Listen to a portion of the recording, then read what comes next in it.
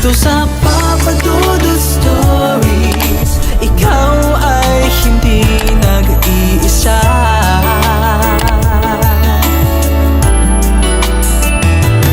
Dito sa Papa Dudut Stories, may nagmamahal sa'yo. Papa Dudut Stories, Papa Dudut Stories. Sa lahat po ng mga nakatutok ngayon, huwag pong kalimutan mag-like, mag-share at mag-subscribe. Maraming salamat po sa inyong lahat.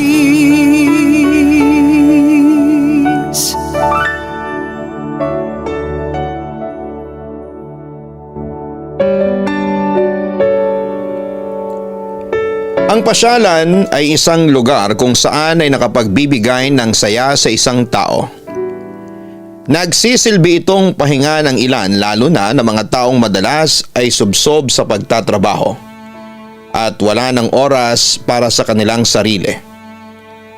Ngunit paano kung ang pasyalang napuntahan mo ay mayroong kakaibang pakiramdam? Pahinga pa bang maituturing ito? Halina't samahan ninyo akong basahin ang liham na pinadala ng ating letter sender. Dear Papa Dudut, magandang gabi po sa inyo at sa inyong mga masusugid na tagapakinig. Tawagin niyo na lamang po ako sa pangalang Ranzel. 29 na taong gulang, taga Valenzuela.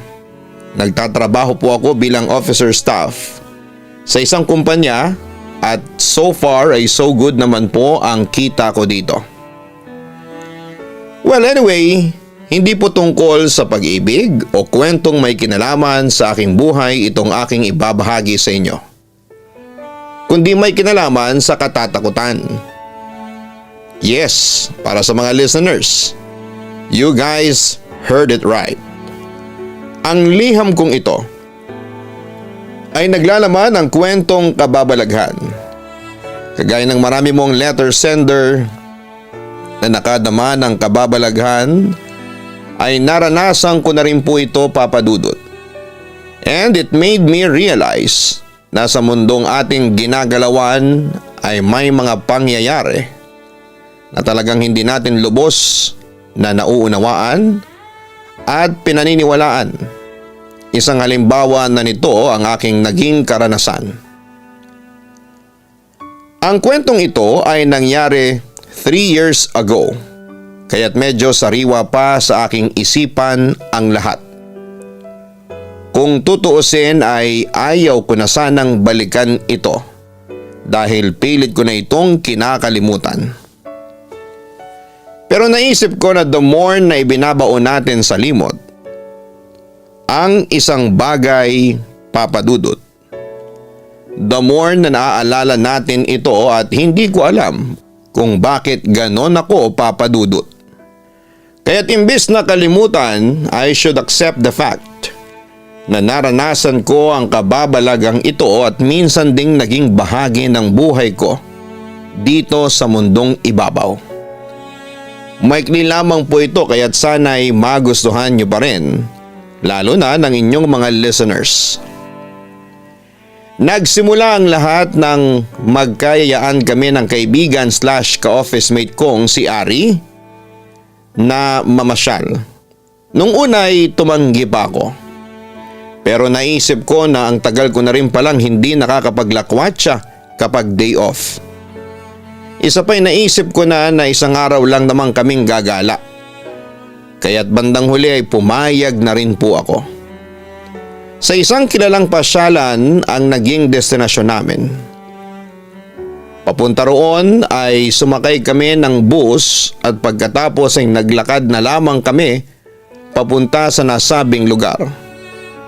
Actually, bago pa po yun ay dumaan pa kami sa iba't ibang lugar na malapit sa pakay naming puntahan para mag-selfie.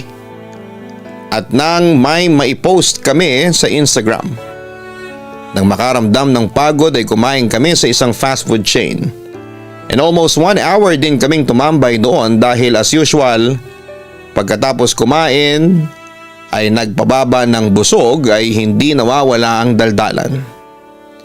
Hapon na nang makarating kami sa pakay naming lugar. Nang marating namin yon ay marami pang tao kahit papalubog na ang araw.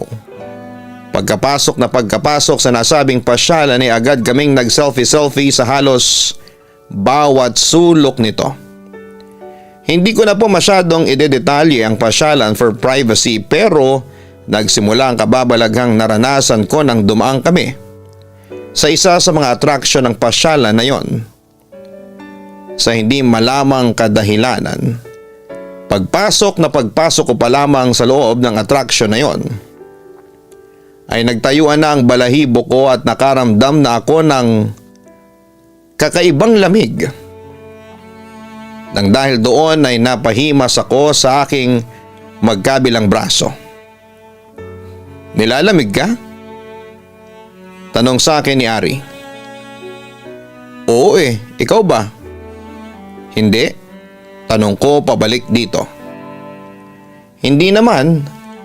Ang init-init nga Sabi pa nito sabay nagpatuloy sa paglalakad. Hindi ko pinahalata, Papa Dudut, ngunit minadali ko ang paglabas sa attraction na yon dahil iba talaga ang pakiramdam ko at mabigat. May lakad ka ba? Tanong pa sa akin ni Ari. Ha? Bakit? Naguguluhan kong tanong. Nagmamadali ka Ang bilis mo maglakad. Kapapasok pa nga lang natin doon sa loob. Parang gusto mo na kaagad lumabas. Wika pa niya. Utal-utal kong sabi. May sasabihin ako sa iyo. Huwag mo kong pagtatawanan ha. Ano yun? Bakit naman kita pagtatawanan? Ano kasi? Bitin ko sabay muling nagsalita. Iba yung pakiramdam ko doon sa loob ng attraction na yon. Ewan ko ba kinilabutan ako? Dagdag ko. What do you mean? Tanong pa ulit ni Ari. Ewan, hindi ko nga ma-explain Basta kinikilabutan ako. Sad ko pa. Okay fine, whatever. Sa sagot na yun ni Ari, alam kong hindi siya naniniwala sa sinabi ko. Pero wala naman akong magagawa. Ayaw ko naman ding pilitin siya dahil mag-iba naman kami ng nararamdaman at isa pa, wala akong sapat na ebidensyang maipapakita sa kanya para mapaniwala siyang may iba nga akong pakiramdam doon. Teka, may CR ba dito? Kanina pa ako naiihi Tanong ko bilang pagbabago ng usapan. Ang alam ko meron, nakita ko yun kanina Wait lang. Saglit na ginala ni Ari ang kanyang paningin para hanapin kung saan niya nakita ang CR kanina. Ayun, sabi niya nang sa wakas ay makita ito. Inaya ko siya sa CR at sumama naman siya, Papa Dudut. Sige na, umihi ka na. Mag-retouch lang ako dito. Wika ng aking kaibigan na siya namang pasok ko sa loob ng cubicle. Agad kong pinakawala ng likidong kanina ko pang pinipigilan nang makaupo ako sa toilet bowl. Ilang saglit pa ay narinig ko si Ari na humihikbi na para bang umiiyak. Mahina lang ngunit malinaw kong nadidinig dahil tahimik ang loob ng comfort room. Nagtaka ako ng dahil doon. Napakunot noo ako at saka nagsalita. Girl, anong nakakaiyak sa pag-retouch? Natigilan ako nang makitang wala na si Ari sa loob ng CR na kanina ay nasa harapan ng salamin bago ako pumasok sa loob ng cubicle. Gayon na lamang, ang kaba ko dahil nang igala ko ang tingin sa loob ng CR ay wala namang tao. Nang tuluyan na akong lumabas ng cubicle sa hindi malamang dahilan ay parang na-curious pa ako kung saan ang gagaling ang mahinang hikbi ng pag-iyak. Pagkatapos noon ay pinakiramdaman ko kung saan ang gagaling yon. Naglakad ako papalapit sa iba pang cubicle nang sa wakas ay nalaman ko kung saan yon ang gagaling. Sa pinakadulong cubicle. Hello Ari, ikaw ba yan? Hindi ito sumagot, Papa Dudut. Bagkos ay nagpatuloy ito sa pag-iyak. Dahil hindi na ako nakatiis ay binuksan ko ang pinto ng cubicle at muling nagsalita. Ari, bakit hindi ka sumasa? Napatigil akong muli. Gaya kanina ay hindi ko na naituloy ang sasabihin ko nang bigla kong makita na wala namang tao sa naturang cubicle at tumigil na rin ang mahinang hikbi ng pag-iyak. Napasigaw ako sa labis na takot at lalo pang bumilis ang kabog ng dibdib ko nang maramdaman kong may nakahawak sa balikat ko. Nang dahil doon ay hindi ko napigilang mapaluha at itakip ang aking mga palad sa aking mata. Dahil hindi ko pa man nakikita kung sino o ano ang nakahawak sa balikat ko, tiyak kong hindi ko yon gugustuhing makita. Hoy girl, ano ka ba? Ako to si Ari. Nang narinig ko ang boses ng aking kaibigan Papa Dudut ay humarap ako sa kanya. Mula sa pagkakatalikod ay agad ko siyang niyakap ng mahigpit. Sa puntong yon ay abot-abot pa rin ang kilabot na nararamdaman ko at hindi ko na rin napipigilang umiyak. Ari, umuwi na tayo. Yaya ko sa kanya habang patuloy pa rin sa pagluha. O sige, uuwi na tayo. Pagsang-ayon niya naman sa akin.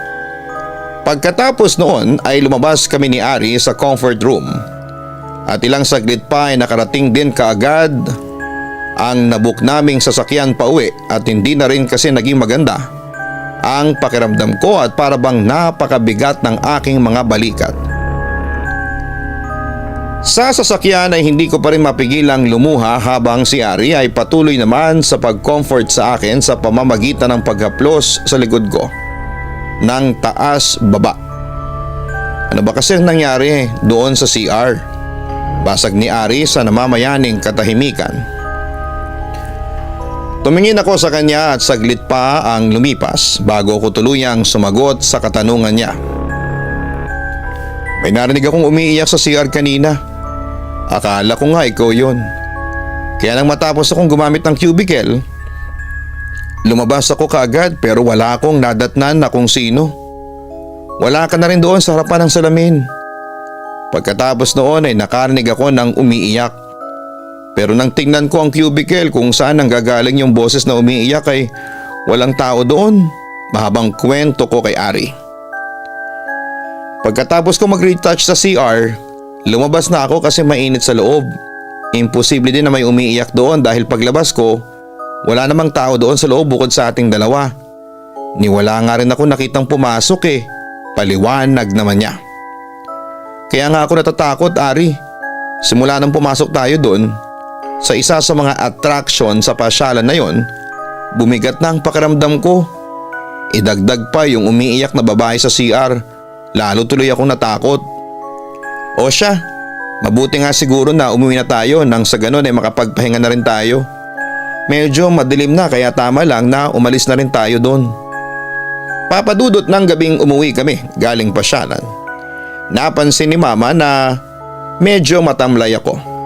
Nang hipuin niya ang aking leeg ay nakumpirma niyang nilalagnat ako. Agad naman niya akong inabutan ng gamot nang sa gayon ay gumaan kahit papaano ang pakiramdam ko.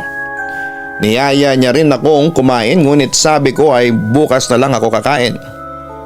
Nagdahilan ako na bago umuwi ay kumain na kami ni Ari sa isang fast food restaurant kahit na hindi naman talaga. Wala akong ganang kumain ng gabing yon at mas gusto ko nang humigat magpahinga. 3:00 nang malimpungatan ako. Medyo nangati kasi ang aking lalamunan dala ng panunuyo nito.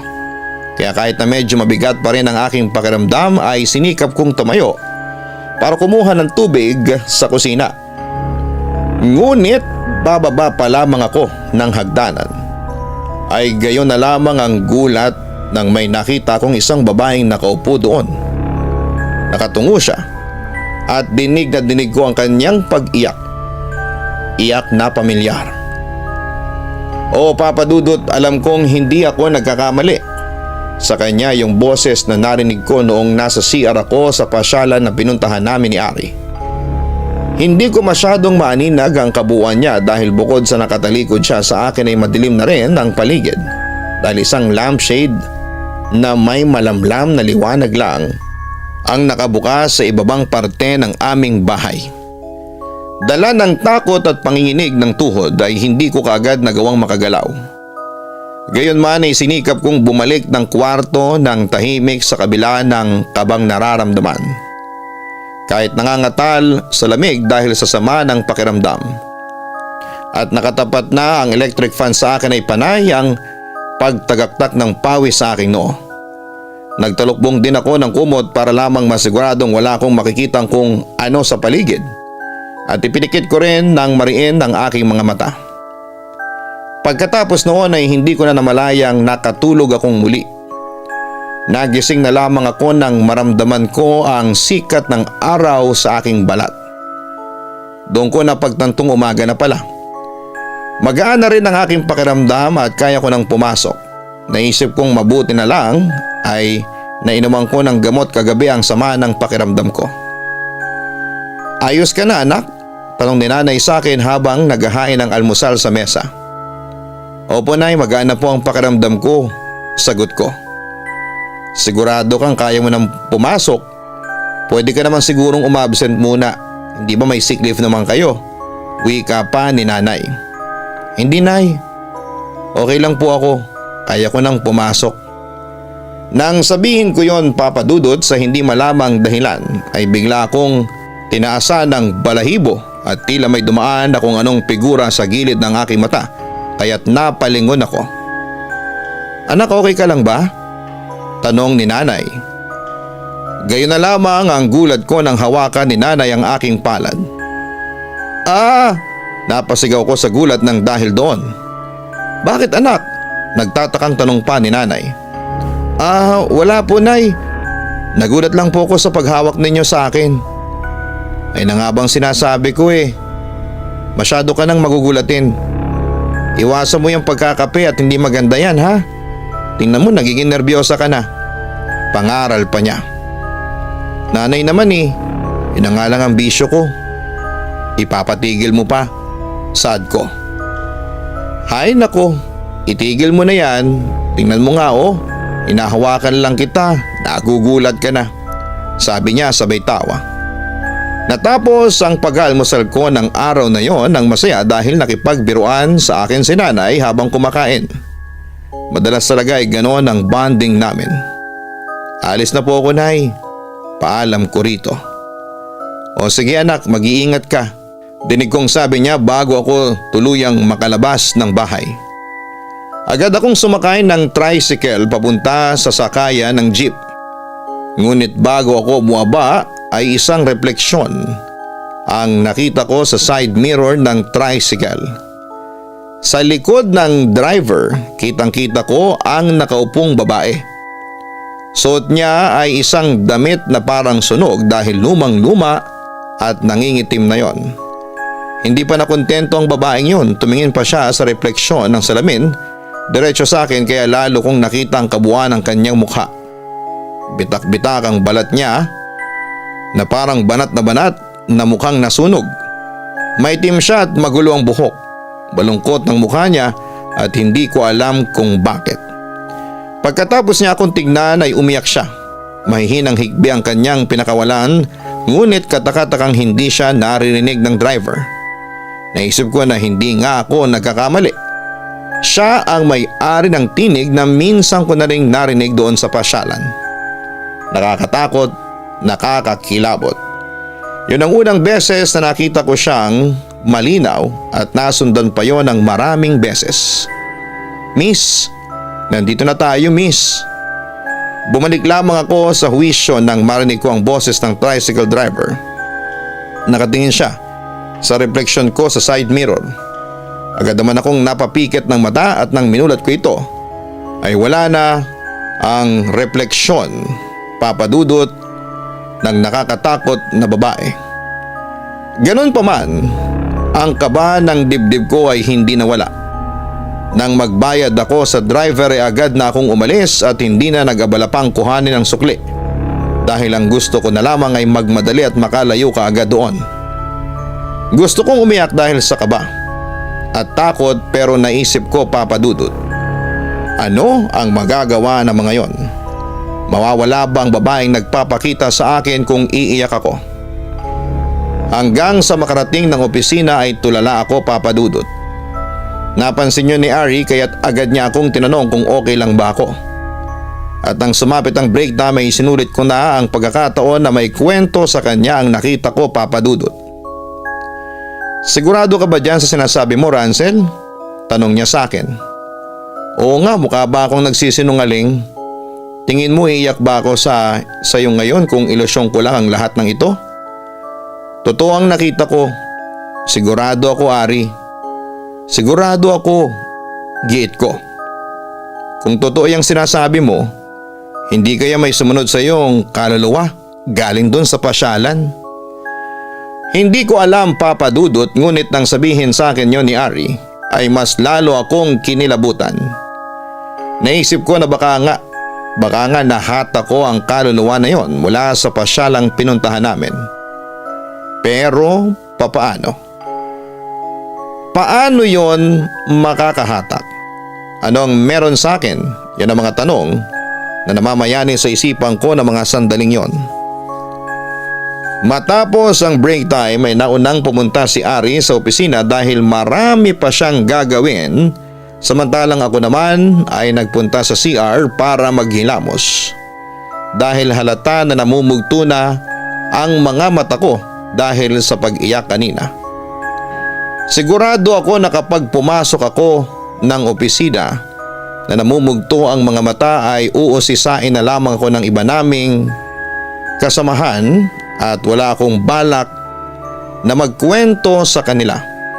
Baka sabihin pa nila na ako ay nababaliw. Ngunit naisip kong nagkamali yata ako sa ginawa kong desisyon na mag-isang pumunta sa CR, Papa Dudut.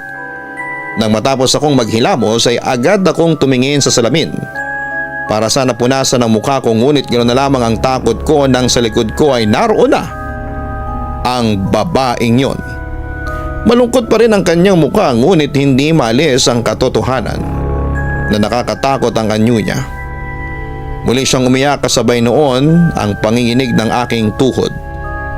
Nangihina man ay sinikap kong magmadaling lumabas ng CR nang hindi siya nililingon. Papa Dudut, sa totoo lang ay hindi ko alam kung paano ko nagagawang makasurvive sa mga pagkakataong nagpapakita sa akin ng babaeng yon. Ngunit sa tuwing naaalala ko ang mga naranasan ko na yon, hindi ko maiwasang kilabutan at panindigan ng balahibo. Nang makabalik sa aming opisina, nakahinga ako ng maluwag. Napansin namin ni Ari ang pamumutla ko at ikinuwento ko sa kanya kung ano ang nakita ko sa CR. Hindi niya maiwasang mapasign of the cross nang dahil doon. Kung kinikilabutan siya habang napapakinggan ang mga kinukwento ko, paano pa kaya ako na ako mismo ang nakakita at nakakaranas ng mga kakaibang kababalaghan? Nagsunod-sunod pa ang pagpapakita sa akin ng babaeng may nakakatakot na anyo, Papa Dudut. Wala siyang pinipiling oras, mapaaraw o gabi man. Basta ako lang ang mag-isa sa paligid ay malaki ang chance na nagpapakita siya. Kaya hanggat maaari ay iniiwasan ko ang mapag-isa. Ilang araw ding hindi nagpaparamdam sa akin ang babae kaya't akala ko ay ayos na ang lahat. Ngunit isa sa mga pinakamatinding naranasan ko sa babaeng yon ay nang minsang bigla na lamang sumakit ang aking tiyan sa opisina. Isang gabi abala noon si Ari na maraming tinatapos na papeles, kaya naman hindi ko siya mayaya. Nahihiya rin akong istorbohin siya dahil gaya niya ay marami rin akong ginagawa, kaya naunawaan ko ang sitwasyon niya. Dahil kumukulo at para bang bumabaliktad na ang aking sikmura ay dali-dali akong nagpunta ng comfort room upang mailabas ang dapat na mailabas. Nang sa wakas ay makaupo na ako sa toilet bowl ay nakahinga ko ng maluwag. Natapos ako ng matiwasay mula sa tawag ng kalikasan. Ngunit gano'n na lamang ang naging takot ko nang may itim at mabahong telang nakalaylay mula sa itaas na sumasagi sa aking mukha. Dahil sa curiosity ay dahan-dahan kong binaybay ang pinanggagalingan ng telang yon at dahil sa takot ay napaupo ako sa loob ng cubicle. Papa Dudut, yun na naman ang babaeng nagpapakita sa akin. Nakadungaw siya sa itaas ng cubicle. Mas nakakatakot ang anyo niya. Maitim pa rin ang kanyang balat na parang sunog at sabog-sabog na gulo-gulo ang kanyang buhok. Kung dati ay malungkot ang aura niya, ngayon ay nakangiti ito ng bahagya. Ngiti na hindi ko nagugustuhan. Ngiti na nagdudulot sa akin ng tripling kilabot, Papa Dudut. Kahit na nanghihina at napaupo sa lapag, ay sinikap kong buksan ang pinto ng cubicle at buti naman ay nagawa ko. Gayon man ay halos matumba ako palabas ng pinto dahil sa panlalambot ng aking tuhod. Kasabay noon ang biglang pagpatay-sindi ng ilaw sa loob ng comfort room. Isa pa sa lalo nagpatindig ng aking balahibo at nagpakilabot ng aking kalamnan ay ang biglang pagsarado ng pinto. Dahil hindi ko yon kaagad mabuksan ay sumigaw ako ng malakas sa loob upang kung sakali ay merong makarinig sa akin sa labas. "Tulong! Tulong!" Naiiyak kong sigaw. Muli kong pinihit ang aking sarili patalikod mula sa pinto at nakita ko na nakatayo ang babae sa aking harapan. Ilang di pa ang layo sa akin. Nananatili siyang nakangiti. "Tulong!" Muli akong sumigaw nang sa wakas ay makita kong gumalaw ang doorknob at mula roon ay nakita ko si Ari. Tumigil na ang pagpatay-sindi ng ilaw. Wala na rin ang babae sa comfort room, ngunit nadatnan niya akong umiiyak at agad niya akong binulong ng yakap. Ikinuwento ko sa kanya ang nangyari, ngunit hindi ko alam kung naniniwala na siya. Maging ako, Papa Dudut, ay iniisip ko na ang mga panahon na yon na sana'y bunga na lamang yon ng imahinasyon. Pero hindi talaga. Sigurado akong totoong nangyari ang lahat ng yon at kakaiba ang kilabot na dulot noon sa akin. Nang sumapit ang linggo ay niyaya ako ni Ari na magsimba. Pagkatapos ng misa ay ipinagtirik namin ang kandila at ipinagdasal ang kung anuman ang naranasang kong kababalaghan. Lihim kong ipinanalangin na sana ay tigilan na ako ng babaeng nakikita ko. Naisip kong kung nagambala ko man siya o nahatak ko siya paalis sa lugar kung saan siya nanggaling. Hindi ko yon sinasadya. Hiniling ko sa Panginoon na sana'y matigil na ang pagpapakita niya sa akin at sana ay makita niya ang liwanag na makatawid na siya sa kabilang buhay. Papa Dudut, matapos ng araw na yon ay hindi ko alam pero napakagaan ang aking pakiramdam. Para bang bigla na lamang nawala ang lahat ng mabigat na bagay na tila nakapasan sa aking balikat. At sa mga sumunod na araw ay hindi na muling nagpakita sa akin ang kaluluwa ng babaeng yon. Papa Dudut, hanggang ngayon po ay wala nang pagpaparamdam na ginagawa sa akin ng babae.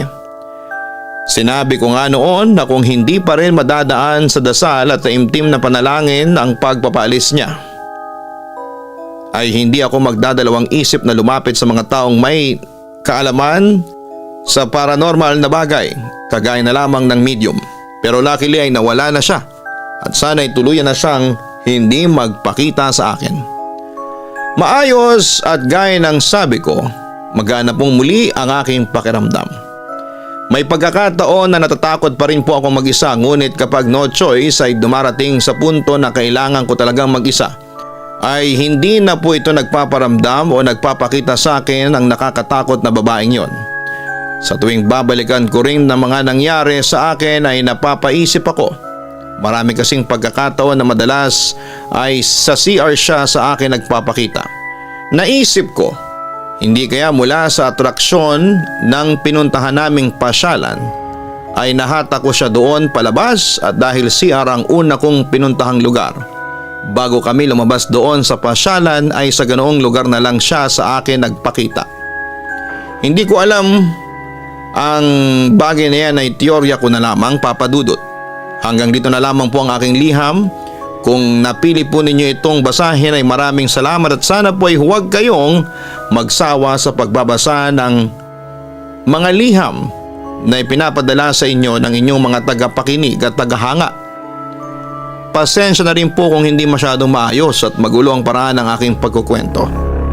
Hindi kasi ako masyadong sanay sumulat ng liham. Lubos na gumagalang at nagpapasalamat.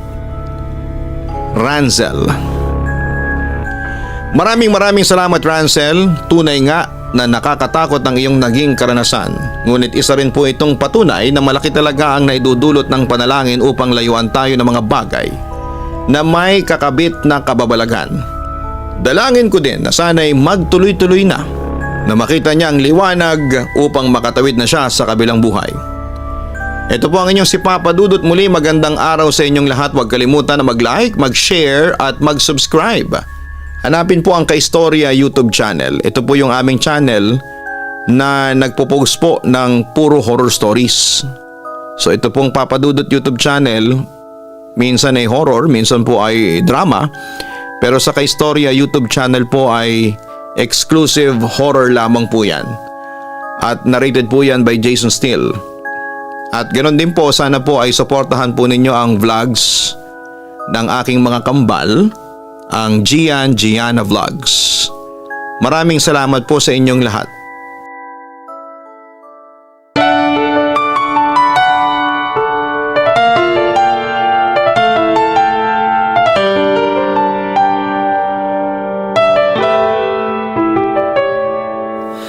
Ang buhay ay mahiwaga, laging may lungkot at saya. Sa Papa Dudut Stories, laging may karamay ka.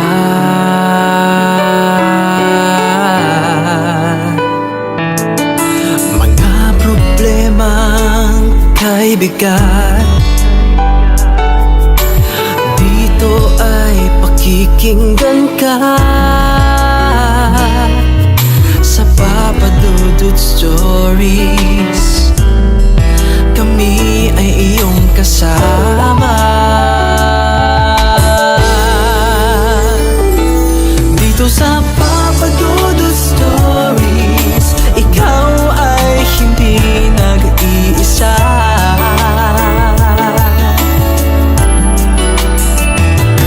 Dito sa Papa Dudut Stories, may nagmamahal sa'yo. Papa Dudut Stories, Papa Dudut Stories,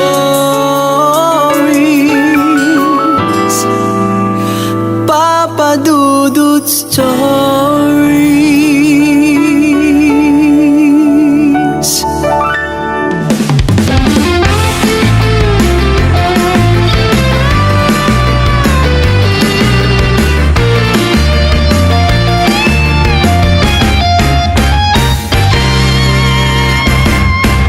Hanap mo ba'y manok na masarap?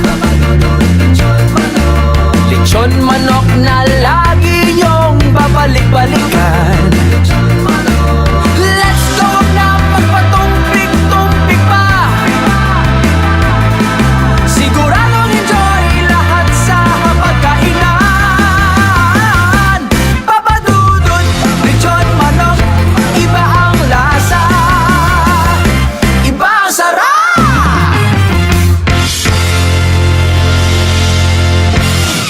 Hello mga ka-online, ako po ang inyong si Papa Dudut.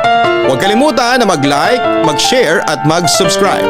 Pindutin ang notification bell para mas maraming video ang mapanood ninyo. Maraming salamat po sa inyong walang sawang pagtitiwala.